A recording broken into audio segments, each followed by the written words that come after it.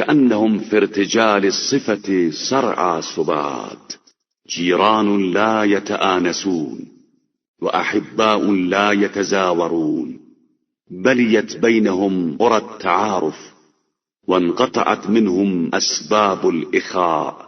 ان کی سرسری تعریف یہ ہو سکتی ہے کہ جیسے نیند میں بے خبر پڑے ہوں کہ ہم سائے ہیں لیکن ایک دوسرے سے مانوس نہیں ہیں، اور احباب ہیں لیکن ملاقات نہیں کرتے ہیں۔ ان کے درمیان باہمی تعارف کے رشتے بوسیدہ ہو گئے ہیں اور برادری کے اسباب منقطع ہو گئے ہیں۔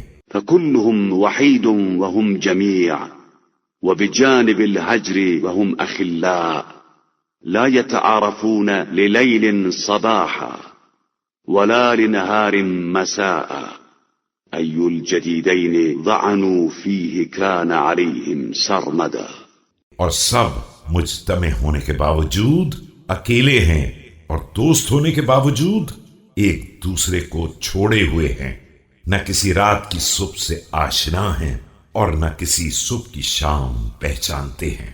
دن اور رات میں جس ساتھ میں بھی دنیا سے گئے ہیں وہی ان کی ابدی ساتھ ہے۔ شاهدوا من أخطار دارهم أفظع مما خافوا، ورأوا من آياتها أعظم مما قدروا، فكلتا الغايتين مدت لهم إلى مباءة فأتت مبالغ الخوف والرجاء۔ اور دار آخرت کے خطرات کو اس سے زیادہ دیکھ لیا ہے جس کا اس دنیا میں اندیشہ تھا، اور اس کی نشانیوں کو اس سے زیادہ مشاہدہ کر لیا ہے جس کا اندازہ کیا تھا۔